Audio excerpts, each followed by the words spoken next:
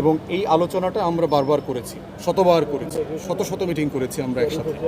তো সেই জায়গা থেকে আমরা আজকে এবি পার্টি করবার পিছনের যে মিটিংগুলো, সেখানে আমরা আসলে দেশ, রাজনীতি এবং সমাজ, রাষ্ট্রীয় প্রতিষ্ঠান এই সবগুলো আলোচনা ঘুরে ফিরে এসছে এবং পুরাতন আমলের রাজনীতির যে ব্যর্থতাগুলো সেগুলো ওখানে এসছে।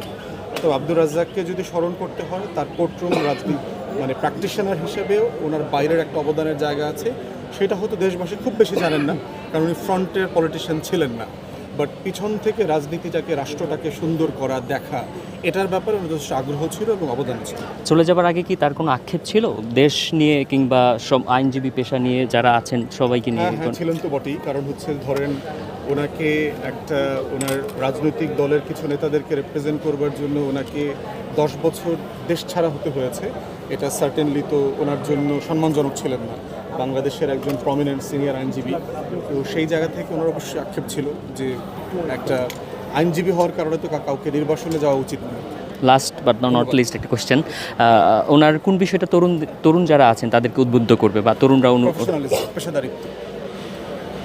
ঠিক, ধন্যবাদ।